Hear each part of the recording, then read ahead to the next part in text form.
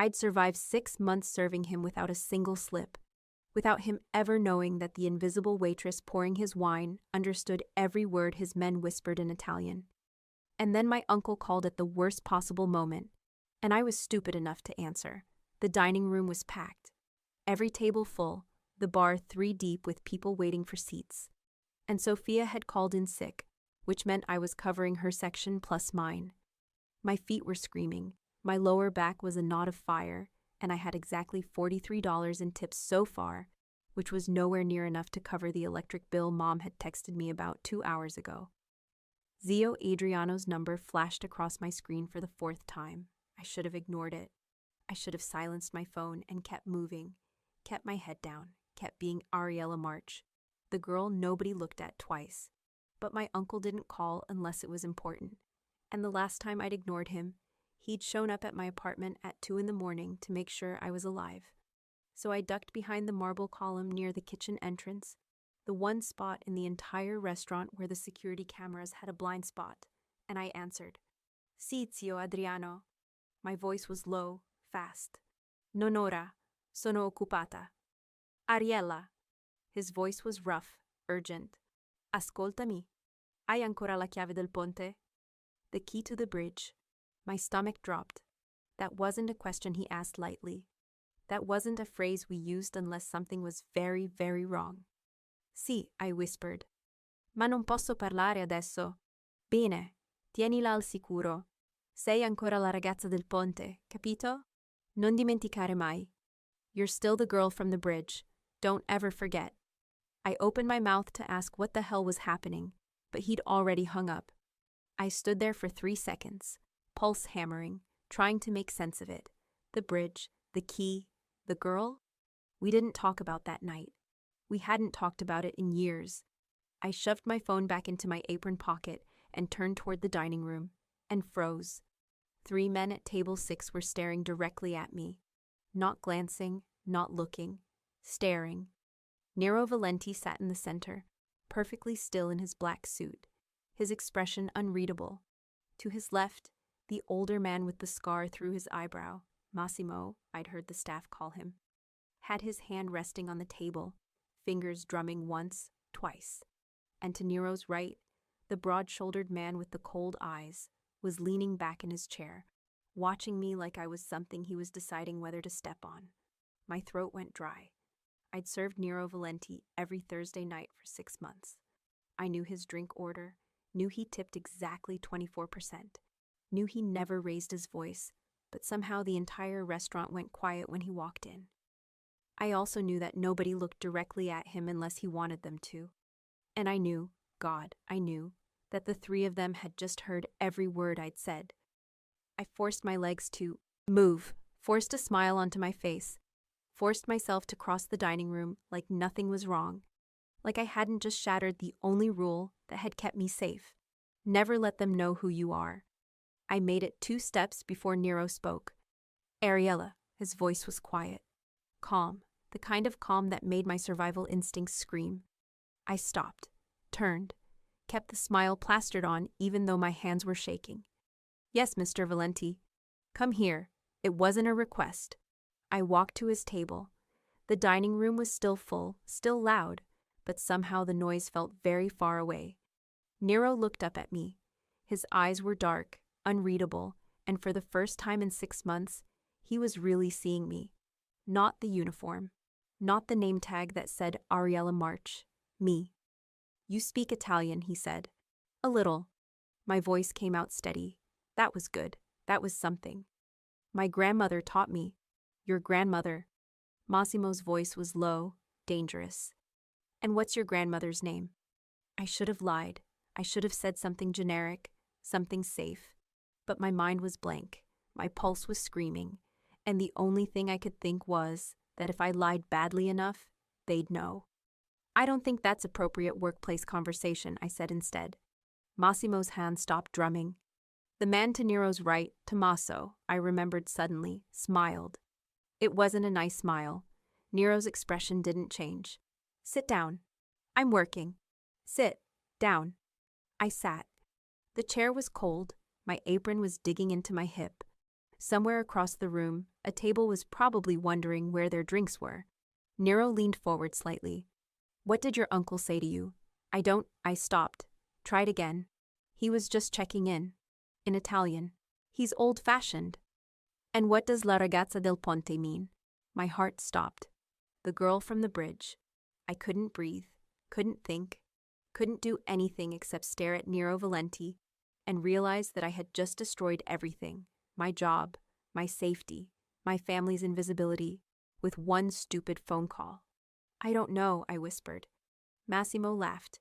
It was a terrible sound. She's lying. I can see that. Nero's gaze never left my face. The question is why? She's Marchetti, Tommaso said flatly. Has to be. Look at her, the eyes, the cheekbones. She's one of Lorenzo's. Lorenzo. My father's name in this man's mouth made my stomach turn. Is that true? Nero asked. His voice was still calm, still quiet. Are you Lorenzo Marchetti's daughter? I wanted to lie. I wanted to run. I wanted to disappear into the kitchen and never come back. But I'd already lost. The second I'd answered that phone, I'd lost. Yes, I said. The word hung in the air between us. Nero sat back slowly. And you've been working here for 6 months.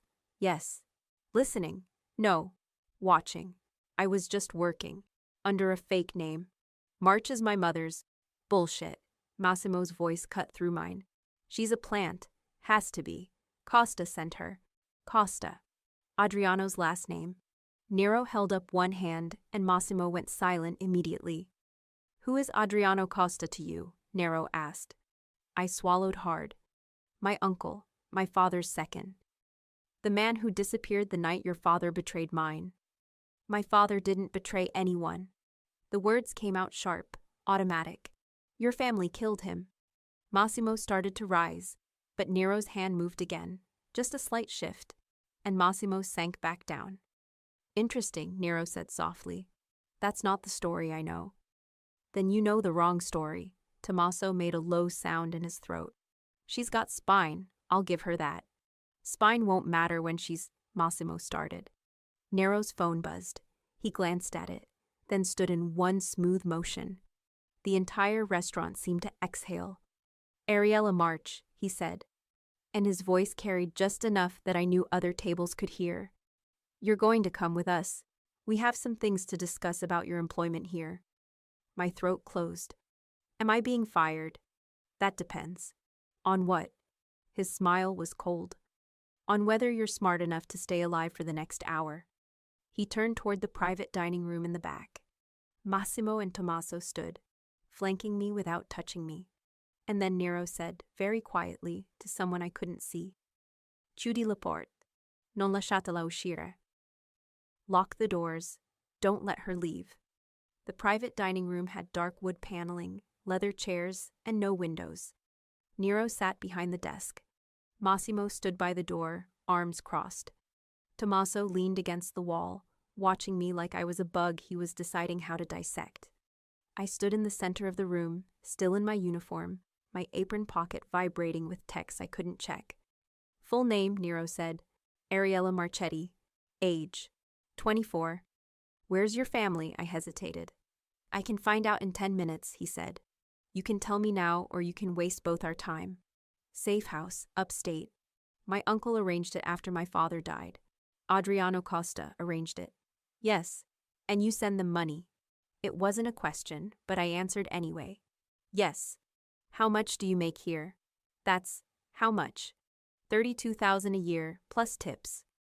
And you send how much to your family? My jaw tightened. Most of it. Why? Because they need it. Why do they need it? Because my father's dead, and my uncle's protection isn't free, Massimo snorted. Protection, is that what we're calling it? I ignored him. Kept my eyes on Nero. Am I being fired or interrogated? Because if it's interrogated, I should probably call a lawyer. You don't have a lawyer, Tommaso said. Then maybe HR. This restaurant doesn't have HR, Nero said. It has me. Great. Are you going to tell me what I did wrong? Or are we just establishing that you're terrifying? Because I got that part in the first 30 seconds. Massimo moved toward me, but Nero held up one hand. Sit down, Nero said. There was a chair behind me. I sat. Nero leaned forward, elbows on the desk. 12 years ago, there was a meeting. A bridge in New Jersey. My father and your father were supposed to negotiate territory. Instead, someone betrayed the location to the Ricci family, and my father was killed. Your father disappeared the same night.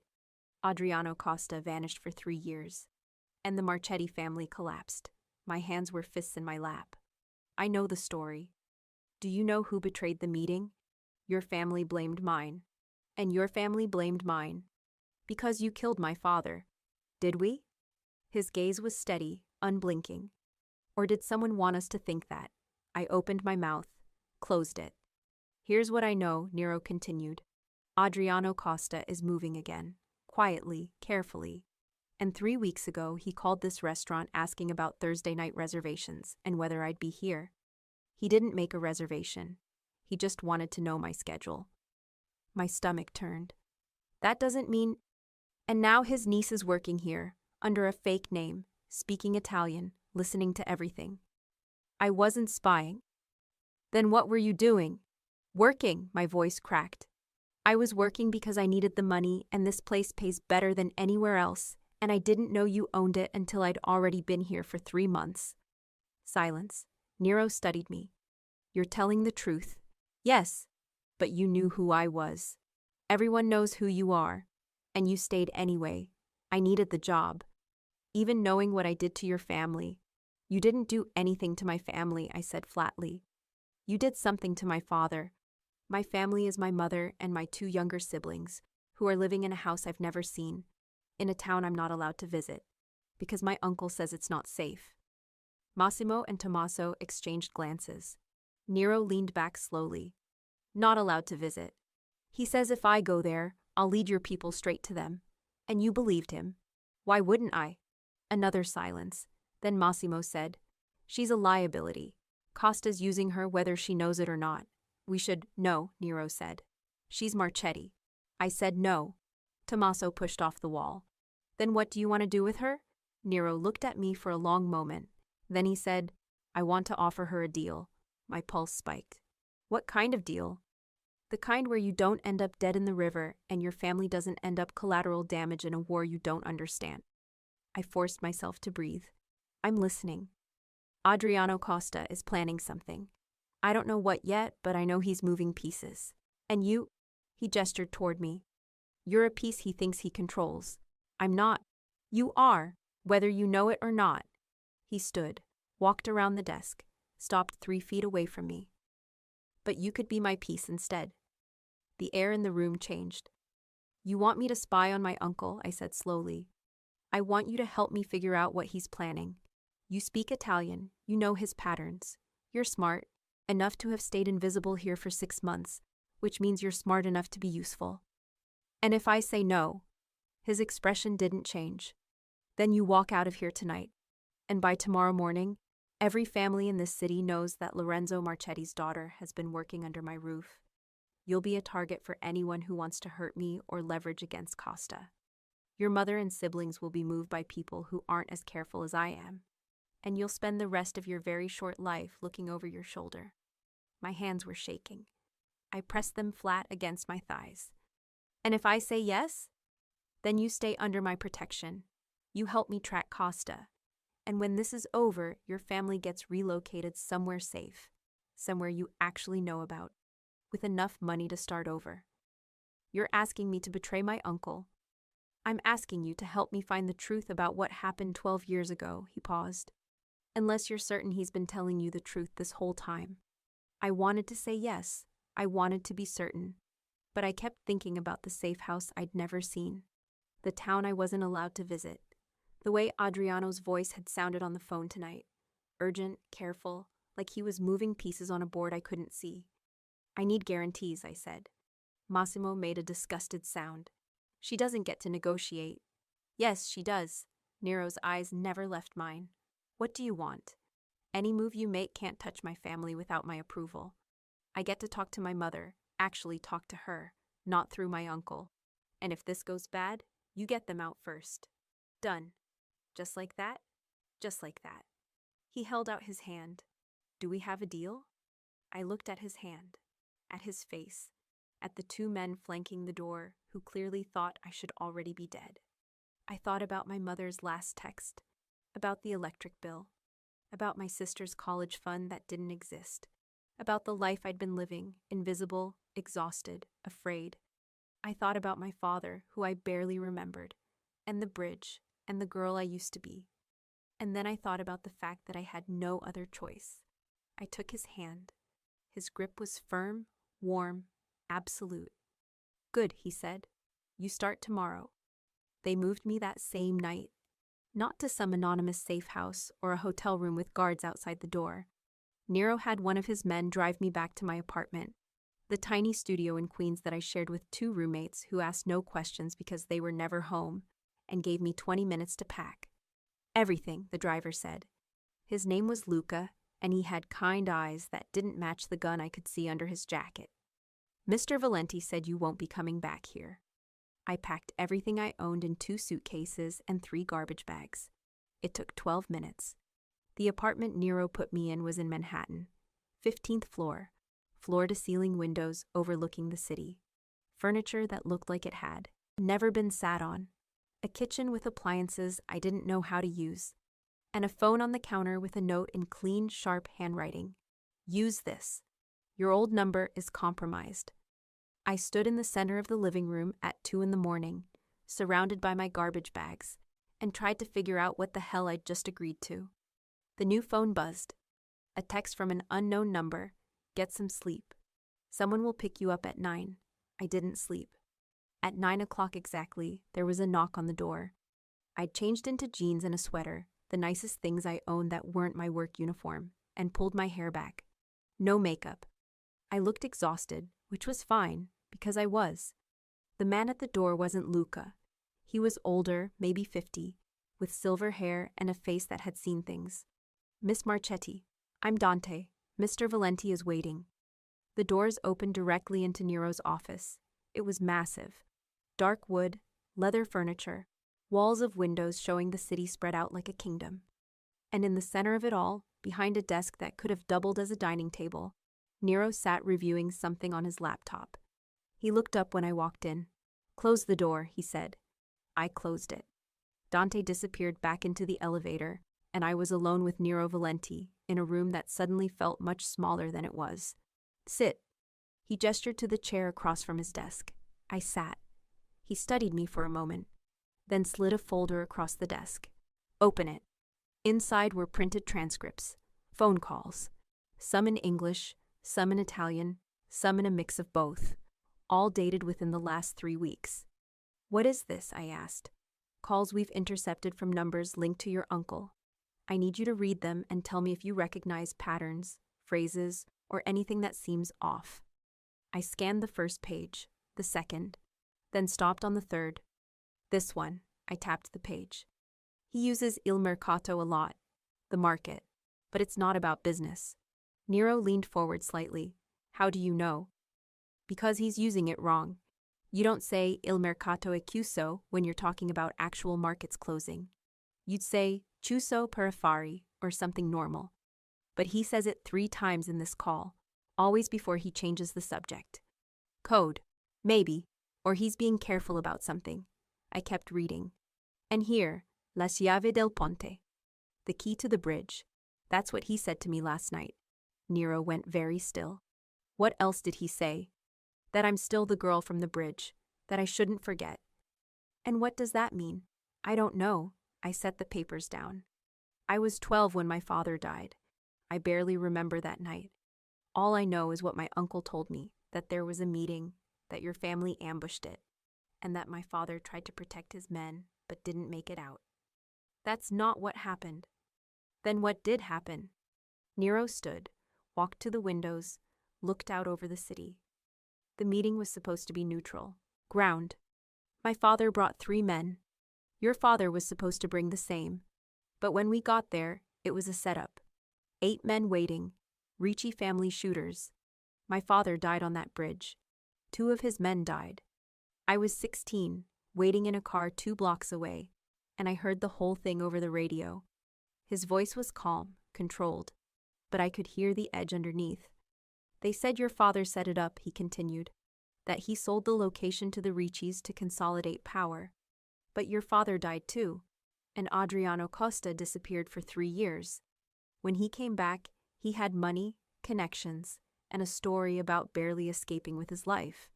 I swallowed hard. You think my uncle set up the meeting? I think someone did. And I think 12 years later, he's moving again. He turned to face me. The question is what he's planning and who he's planning it with. And you want me to figure that out? I want you to help me figure it out. You know how he thinks. You know his patterns. And he doesn't know you're here. Yet, Nero agreed. I looked down at the transcripts, at the phrases that didn't quite fit, at my uncle's voice in careful, coded sentences. I need to call my mother, I said. No. You said I could talk to her. Not yet. If Costa is monitoring her calls, and you suddenly call from a new number asking questions, he'll know something's wrong. Then how am I supposed to know she's safe? Nero pulled out his phone, typed something, then turned it toward me. It was a photo. Recent, maybe from this morning. My mother in a kitchen I didn't recognize, my sister beside her, both of them smiling, alive, whole. I have someone watching the house, Nero said. They're safe, for now. The relief was so sharp it hurt. Thank you, I whispered. He pocketed his phone. Don't thank me. This isn't kindness. It's insurance. I know. Good. He returned to his desk, pulled out another folder. These are financial records, payments going in and out of accounts linked to the safe house where your family is staying. I need you to look at them and tell me if anything stands out. I spent the next 2 hours going through numbers that made my head hurt.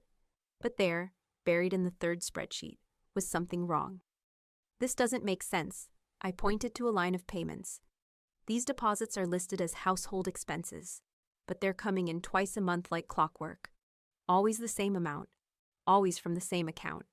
So household expenses aren't regular. They fluctuate. Groceries, utilities, repairs, those aren't fixed costs. But these are, which means they're not household expenses. No, there's something else. I kept reading, following the trail of numbers. And look, this account, the one making the deposits, it's also paying for security. Private security, 2 guards, rotating shifts. Your uncle told you the house was safe. He said it was remote, protected. He never said anything about guards. Nero's expression darkened. Because it's not a safe house. What is it? A cage. He took the spreadsheet from me, studied it. He's not protecting your family. He's keeping them contained. The room tilted. Why? My voice came out raw. Why would he do that? Because as long as he controls where they are, he controls you. You send him money, you don't ask questions, you stay invisible. He looked up. You're not his niece. You're his asset. I couldn't breathe, couldn't think. Everything I'd believed, everything I'd worked for, was a lie. I need air, I said. There's a balcony. I need to be alone.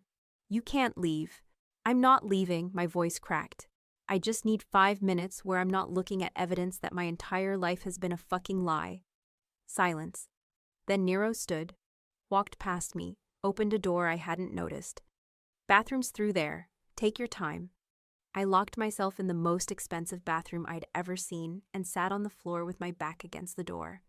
I didn't cry. I wanted to, but the tears wouldn't come. Instead, I just sat there, staring at marble tile, trying to figure out who I was if everything I'd believed was wrong. When I came out 20 minutes later, Nero was on the phone. He spoke in rapid Italian, his tone sharp and cold, then ended the call when he saw me. Better? He asked. No, but functional. Good enough.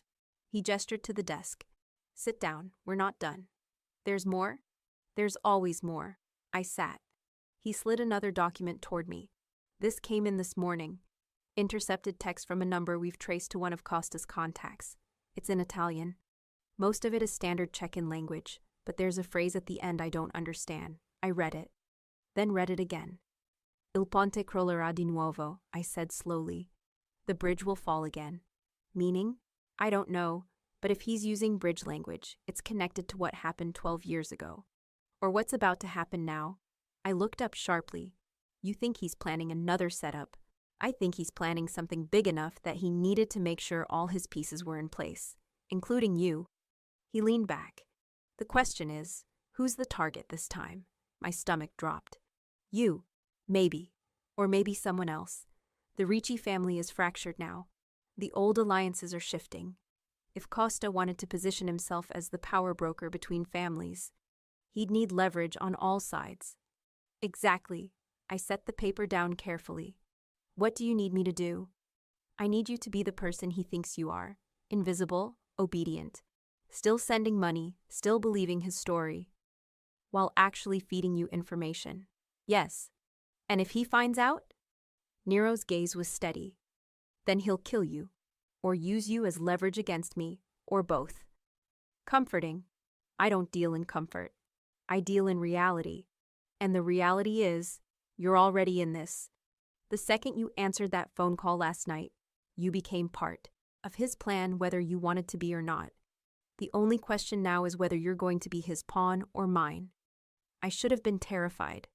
I should have said no, demanded witness protection or a flight to somewhere far away. But I kept thinking about my mother's face in that photo, about my sister, about the house that wasn't a safe house at all. "If we do this," I said slowly, "and we find out he's planning something, what happens to him?" "That depends on what he's planning. Will you kill him?" Nero's expression didn't change. "I don't kill people unless they force my hand. But I will ruin him. I will take everything he's built, everyone he's manipulated, and I will burn it all down until there's nothing left but the truth. And my family will be free, actually free, not locked in a cage pretending it's safety." I took a breath, let it out slowly. "Okay," I said. "Tell me what to do." For the next week, I lived in the apartment Nero provided and worked as his translator. Not at the restaurant, that was done. He'd had someone call and quit on my behalf, told them I'd had a family emergency and wouldn't be back. Instead, I sat in his office for hours every day, going through calls, texts, emails, financial records, looking for patterns, listening for things that didn't fit, and I found them. Not big, obvious clues. Small things, careful things. The way Adriano always mentioned the market before discussing meetings. The way certain account numbers showed up in multiple places under different names. The way he talked about old friends, in a tone that suggested they were anything but. "He's positioning himself as neutral," I told Nero on the 5th day. "Look, he's talking to the Ricci family, the De Luca family, even some of your own men. He's framing himself as the reasonable one, the peacemaker, while making sure everyone stays at each other's throats." "Exactly. As long as they're fighting, they need him to negotiate. As long as they need him, he has power," I nodded. "And he's been building this for years. Since the bridge. Maybe before." Nero was silent for a long moment, studying the web of connections I'd mapped out on his whiteboard. Then he said, "You're good at this." I blinked. "What?" "This. Seeing patterns, putting pieces together. You could have been an analyst, an investigator. Something that actually used your brain. Instead, I was a waitress, because he made sure that's all you could be." Nero turned to look at me. "He kept you small, kept you struggling, kept you so focused on surviving that you never had time to ask questions." I asked questions. "Did you? Or did you just accept the story he fed you because you were 7 years old and terrified, and he was the only adult who said he'd keep you safe?" I opened my mouth, closed it, because he was right. I'd never questioned Adriano, not really. I just believed him, trusted him, sent him money and gratitude and obedience for 12 years. "I was a child," I said quietly. "You were. You're not anymore." He stepped closer. "So what are you going to do now?" I looked at the whiteboard, at the web of lies and manipulation my uncle had spun, at my own name in the corner, marked with a red circle and the word asset. "I'm going to help you take him apart," I said. Nero smiled. It was sharp and dangerous and made something low in my stomach flip. "Good," he said, "because I just got word that he's planning a meeting 3 days from now, and you're going to help me make sure it goes exactly the way I want." The meeting was set for Thursday night at a restaurant in Brooklyn. Not one of Nero's. Neutral ground. Public enough to be safe, private enough for the kind of conversation that couldn't happen over the phone. He's meeting with someone from the Ricci family, Nero told me. We don't know who yet, but the language in the calls suggests it's high level. Someone with authority to make deals. And you want to know what kind of deal they're making. I want to know what he's promising them, and what he's asking for in return. He slid a slim device across the desk. Can you get this into his coat pocket? I picked it up. It was smaller than a credit card, smooth and black. Listening device? Tracking and listening. Once it's in his pocket, we'll be able to hear everything within 15 feet and know exactly where he goes. How am I supposed to get close enough to plant this? That's what we're going to figure out. Over the next 2 days, we planned. Dante scouted the restaurant, came back with blueprints and photos. Luca researched Adriano's usual arrival patterns. And I sat with Nero, working through every possible approach until we found one that might actually work. You'll go in as a customer, Nero said. Normal clothes, hair down. He's seen you in your work uniform, but he's never seen you dressed for a night out. You'll be at the bar when he arrives. When he walks past to his table, you'll bump into him, apologize, flustered, classic clumsy moment, and plant the device while he's distracted. And if he recognizes me, he won't. He barely looked at you the last time he visited, and that was 6 months ago. You were in uniform, hair back, name tag on. Now you'll look completely different. You're very confident. I'm very thorough. He stood, walked around the desk, stopped in front of me. Are you scared? Terrified. Good. Fear makes you careful. Overconfidence gets you killed. His gaze was steady, intense. But I need to know, if this goes wrong, if he realizes what you're doing and grabs you, can you hold it together long enough for my men to get to you? I thought about my mother, my sister, the cage disguised as safety. Yes, I said. Are you sure? Yes. He studied me for another moment, then nodded. Then we do this tomorrow night. The restaurant was loud, crowded, exactly the kind of place where one more woman at the bar wouldn't stand out. I wore a black dress. Nero had sent to the apartment, heels that made my legs look longer than they were, and enough makeup that I barely recognized myself in the mirror. My hair was down, loose and dark around my shoulders. No ponytail, no name tag, no apron pockets full of pens and order pads. I looked like someone who belonged in this world. I hated how much I liked it. Luca dropped me off 2 blocks away. You've got 20 minutes before Costa arrives. Get to the bar, order a drink, blend in. When he walks past, you know what to do. I nodded. The device was taped to the inside of my left wrist, hidden under a bracelet. All I had to do was bump into him, slip it into his coat pocket, and walk away. Simple. Except my hands were shaking. I walked into the restaurant, ordered a vodka soda I had no intention of drinking, and waited. 18 minutes later, Adriano Costa walked through the door. He looked older than I remembered, grayer, harder. He wore an expensive coat and moved like a man who knew exactly how much power he held. He walked past the bar without looking at me. I stood, took 2 steps, and bumped directly into him. Oh my God, I'm so sorry. I grabbed his arm to steady myself, felt the weight of his coat, slipped the device into the pocket in one smooth motion. I didn't see you, I'm so sorry. It's fine. His voice was impatient, distracted. He didn't even look at my face, just brushed past me toward the private dining room in the back. I stood there, pulse hammering, as he disappeared through the door. Then I walked out of the restaurant, into the cold night air, and texted Nero. Done. His reply came immediately. Good. Luca's waiting around the corner. Get in the car. Back at Nero's office, I sat on the couch while he and Dante listened to the audio feed. Adriano's voice came through clear and sharp. Told you, the timing has to be perfect. If Valenti moves too early, we lose the advantage. A second voice, lower and rougher. And if he doesn't move at all? Then we make sure he does. Ricci. The key is making him think he's in control while we maneuver the pieces. The girl is already in play. She's exactly where we need her.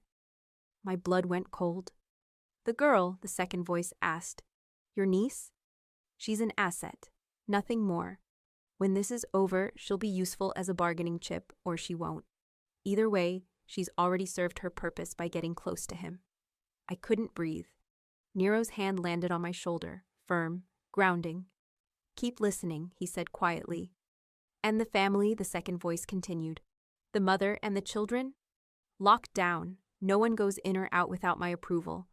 If Valenti moves against me, I'll make sure he understands what happens to people who cross me." Dante swore under his breath. Nero's grip on my shoulder tightened. On the recording, Adriano laughed. "Don't worry, I've been playing this game for 12 years. The Valenti family thinks they're hunting me. They don't realize I've been circling them the whole time." The audio cut out as Adriano moved out of range. The office was silent. I sat there, numb, staring at nothing. "Ariella," Nero said. I didn't respond. "Ariella." He moved in front of me, crouched down so we were eye level. "Look at me." I looked. His expression was hard, dangerous, but his voice was steady. "He's using you. He's been using you from the beginning. And when we're done, he's going to pay for every second of it." He said, my voice cracked. He said I'd already served my purpose. He called me an asset. Because that's all you've ever been to him. A tool, a piece on a board. He gripped my chin, forced me to hold his gaze. "But you're not a tool. You're a weapon. And now we're going to use you to cut him down." Something fierce and furious ignited in my chest. "Tell me what to do," I said. Nero smiled. It was the most dangerous thing I'd ever seen. "We're going to set a trap," he said, "and your uncle is going to walk right into it." Nero kept his promise. 2 days after we heard the recording, he arranged a video call with my mother. I sat in his office, laptop open, hands shaking as the call connected. And then there she was, older, grayer, but still my mother, still alive. "Ariella," her voice cracked. "Tesoro, is that you?" "Si, Mama, it's me." Behind her I could see a kitchen, plain walls, a window with curtains drawn. My sister Julia appeared over her shoulder, 17 now, with my father's eyes. "Where have you been?" my mother asked. "Adriano said you had an emergency." "I'm fine, I swallowed hard. "I needed to see you, to make sure you're okay." "We're fine, safe. Adriano takes good care of us." The words sounded rehearsed. "Mama, where exactly are you? What town?" She hesitated. Adriano says it's better if we don't share details, for our safety. "But you can go outside, right? You can leave if you want." Another pause, longer this time. "Of course we can leave," she said. But her eyes said something else. Julia leaned closer to the camera. "Ari, when can we come see you? Uncle Adriano said we can't leave until the threat is over. He said the Valenti family is still looking for us. Marco misses you too. He's at a doctor's appointment right now." "A doctor's appointment?" I sat forward. "Is he okay?" "Just a checkup," my mother said quickly. "Nothing serious." But I'd been through Adriano's financial records. There hadn't been any medical expenses in the last 3 months. No doctor visits. No prescriptions.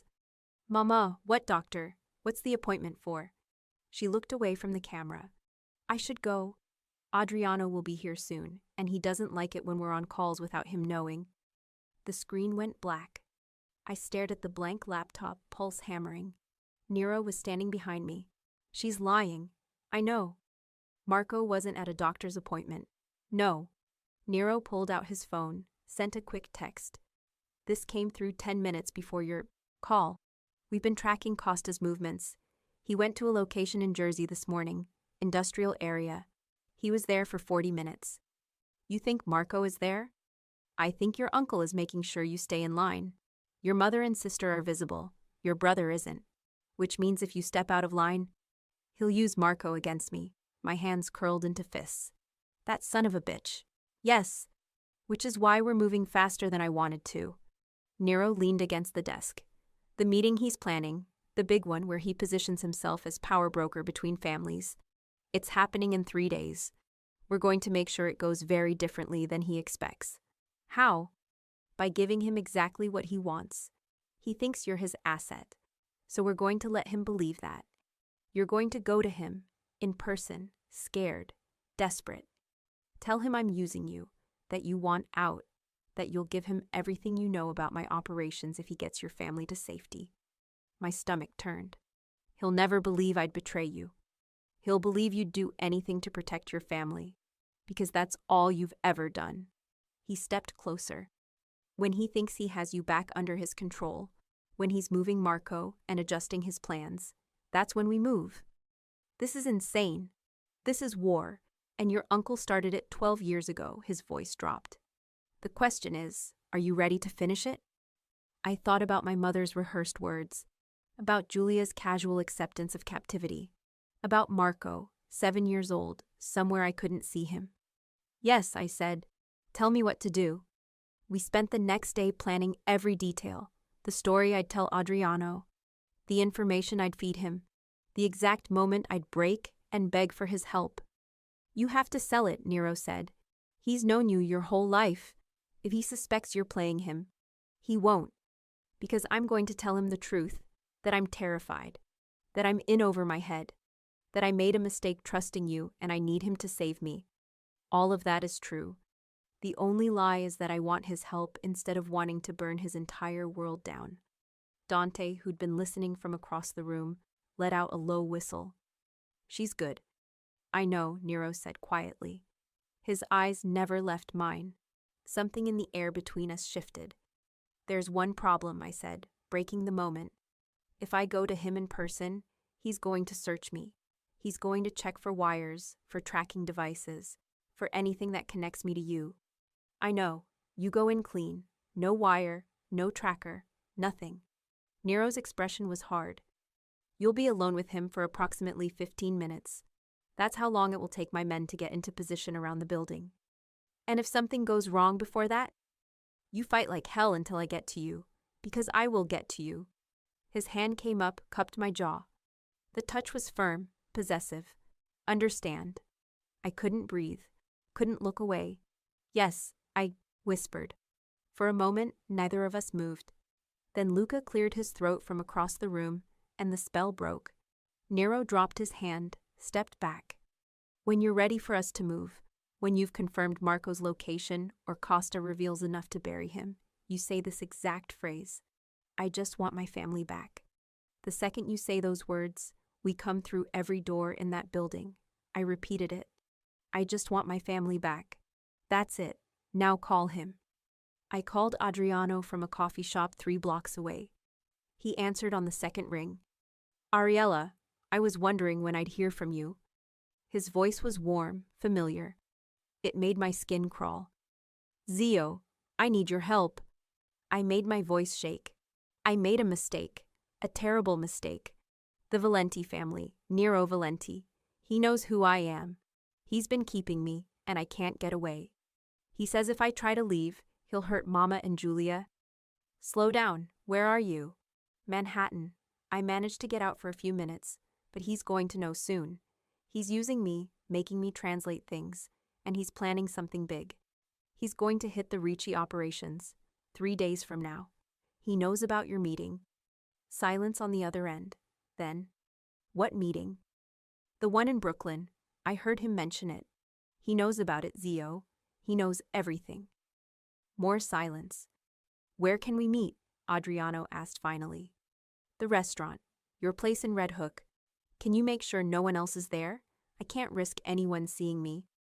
I'll clear it. Be there in 2 hours. And Ariella, come alone. If Valenti's men follow you, I can't protect you. I know. I'll be careful. I hung up. My hands were steady. My pulse was calm. The restaurant was closed when I arrived. Lights off in the dining room. A single black car parked out front. The door unlocked. I pushed it open and walked inside. Adriano was waiting in the back room, sitting at a table like a king on a throne. Ariella, Tesoro, come, sit. I sat across from him, hands folded in my lap, playing the terrified niece perfectly. Tell me everything, he said. So I did. I told him about answering the phone call at the restaurant, about being taken to Nero's office, about the deal I'd been forced to make. He said if I didn't help him, he'd kill all of you, I whispered. I tried to refuse, but I couldn't run. I couldn't fight. I could only do what he said. Adriano's jaw tightened. That son of a bitch. And the information you gave me? About his plans? Everything I know. He's planning to hit the Ricci operations the same night as your meeting. Adriano leaned back, studying me. And he just let you walk out tonight? I told him I needed air. I have maybe 30 minutes before his people realize I'm not coming back. Smart. You've always been smart, Ariella. He smiled. You learned from me. I did. I swallowed. Zio, where is Marco? Mama said he was at a doctor's appointment, but I know he wasn't. He's safe. I moved him 3 days ago. Insurance, in case Valenti tried something. Adriano pulled out his phone. He's at a facility in Jersey. Good security. He's been asking about you. My chest tightened. Can I see him? Soon, once this is over and Valenti is dealt with. He stood, walked around the table, put his hands on my shoulders. You did the right thing coming to me. I'll handle everything from here. Dealt with how? Don't worry about that. His grip tightened slightly. Your father was weak, Ariella. He wanted peace, negotiation. He didn't understand that men like the Valentis only respect strength. Papa trusted you. And I tried to protect him. I begged him not to go to that bridge, but he insisted. Said we had to try diplomacy. Adriano's voice went cold. So I made sure that when diplomacy failed, we'd be ready. I made a deal with the Ricci family, told them where the meeting would be. And when the shooting started, I made sure everyone knew the Valentis were to blame. The room tilted. You set up the meeting, I whispered. You killed my father. I saved our family. Your father was bleeding us dry with his weak negotiations. Someone had to make the hard choices. His hands moved to my face. Everything I've done, the safe house, the money, protecting you. It's been to keep you safe until you were ready. Ready for what? To help me finish this. You're Lorenzo's daughter. When the Valenti family's gone, you'll stand beside me. The families will see that I didn't just survive. I won. I stared at him, at the man who'd destroyed everything. And I said very clearly, I just want my family back. For a split second, confusion crossed his face. Then the doors exploded inward. Nero came through first, gun drawn, Dante and Luca and 6 other men flooding in behind him. Adriano's hand went for the weapon inside his jacket. Don't, Nero's voice was ice. Move and you're dead. Adriano froze. Nero crossed the room in 3 strides, yanked Adriano's gun away, and shoved him back into the chair. Then his gaze found mine. Are you hurt? No, I said. My voice was steady. But I know where Marco is. Jersey, a facility. He called it insurance. Dante was already on his phone, relaying the information. Nero's attention turned back to Adriano. 12 years. You let everyone think you were the loyal lieutenant who barely escaped. You let Ariella grow up thinking my family killed her father. You kept her mother and siblings locked in a cage.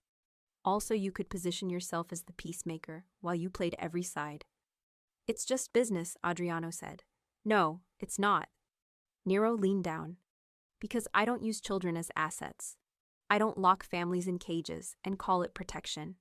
And I sure as hell don't pretend to be a hero while destroying everything they love. She came to me because I told her to.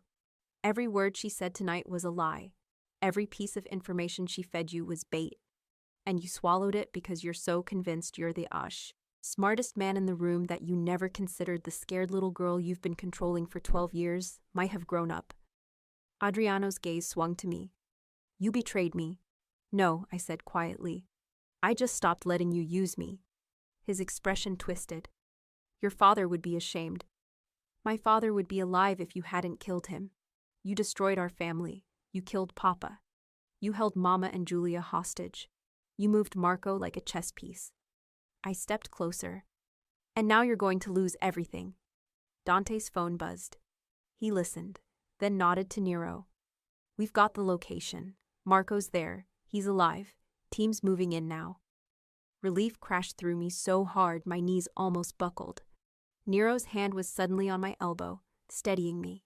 He turned back to Adriano. Here's what's going to happen. Every family you've been playing, the Riccis, the De Lucas, all of them, they're getting recordings of everything you said tonight. Every lie, every betrayal. By tomorrow morning, you won't have a single ally left. You can't, I can, And I will. The meeting you've been planning, it's still happening. But instead of you playing peacemaker, you're going to be the main topic of conversation. And when the families decide what to do with a man who's been manipulating all of them, he leaned close. It won't be pleasant. Adriano's face went white. As for the Marchetti family, Nero continued, Ariella's mother and siblings will be relocated to a property I own. Secure, private. They'll have access to their own money, their own choices, their own lives. And Ariella will know exactly where they are at all times. He straightened, gestured to Dante. Get him out of here. Dante hauled Adriano to his feet. As they dragged him toward the door, Adriano looked back at me one last time. You have no idea what you've done, he said. Yes, I said. I do. I stopped being your victim. The door slammed shut behind him, and then it was just me and Nero in the empty restaurant. Silence stretched between us. Marco, I asked finally. Safe. Dante's team will have him in 20 minutes. You can see him tonight. And Mama and Julia? Already being moved. You'll talk to them as soon as they're secure. I nodded, tried to breathe, tried to process that it was over. You did well, Nero said quietly. I was terrified. I know, but you didn't show it. He stepped closer. He admitted everything, and now he's going to pay for it. He said, my voice cracked. He said I'd already served my purpose. He was proud of what he did. Nero's hand came up, cupped my face. He's a man who convinced himself that cruelty is strategy, that using people is smart. He's wrong. And now everyone will know it. I looked up at him.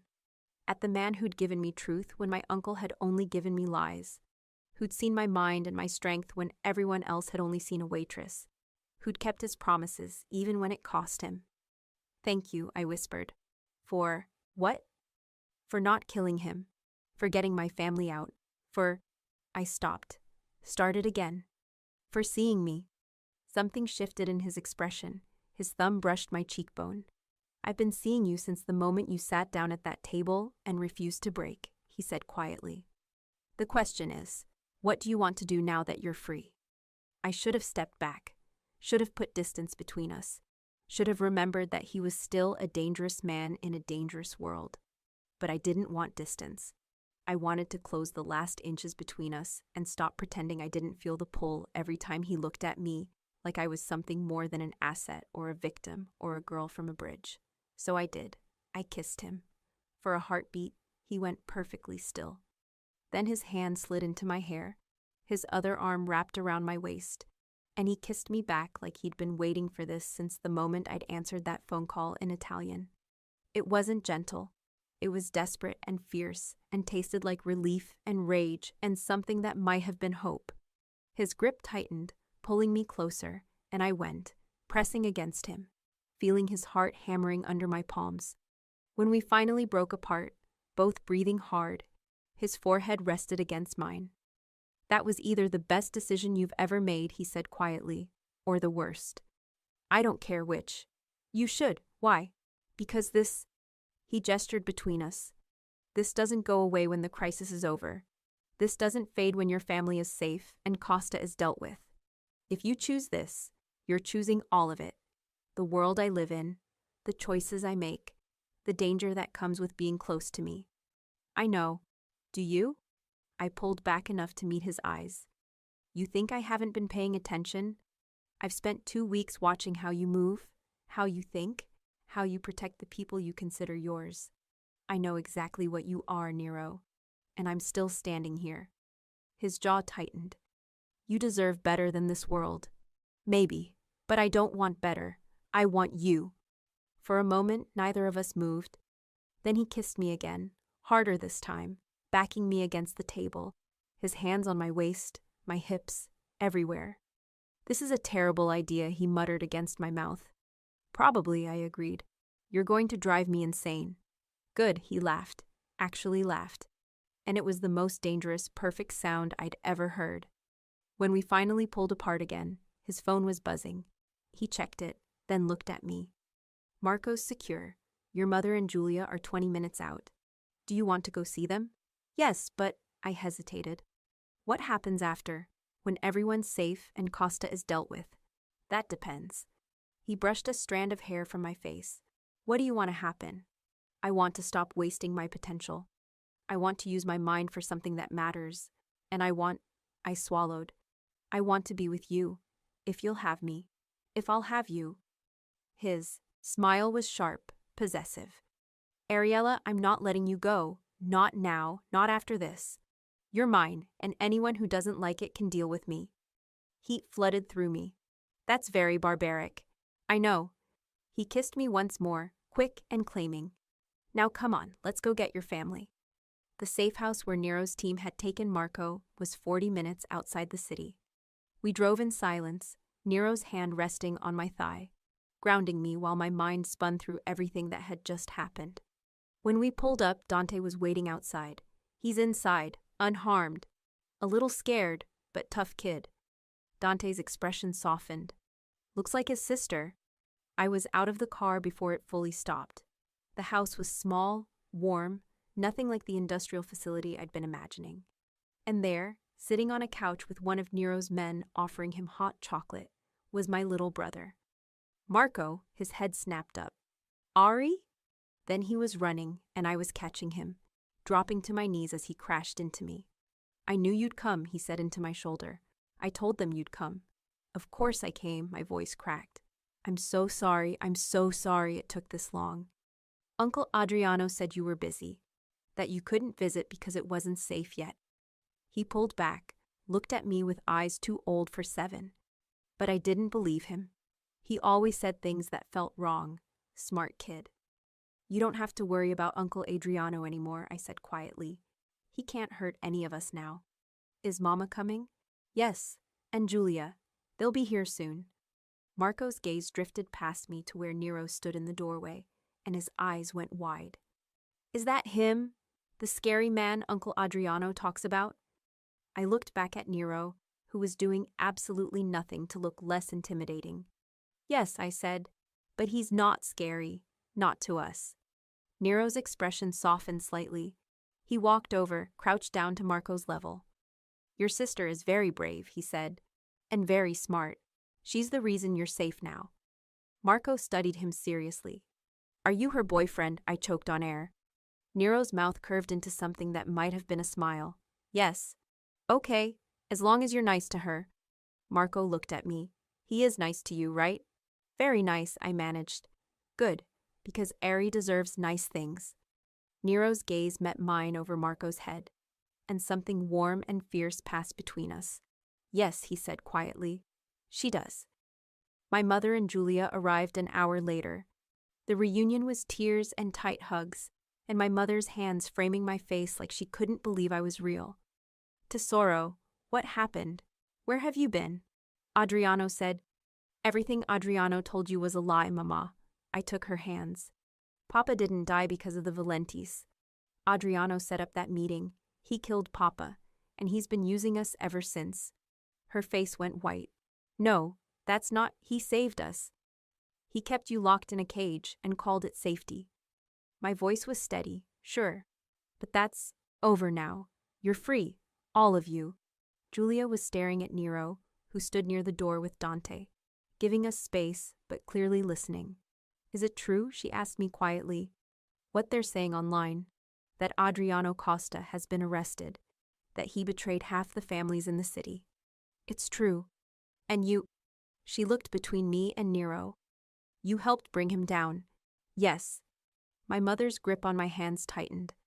Ariella, what have you done? If the families find out we helped, the families know that you had nothing to do with it, that you were victims, not conspirators. I squeezed her hands. Mr. Valenti made sure of that. My mother's gaze shifted to Nero. Fear and uncertainty flickered across her face. Nero stepped forward, but not too close. Mrs. Marchetti, your family will be relocated to a secure property. You'll have full access to your accounts, your own security that you approve, and the ability to come and go as you please.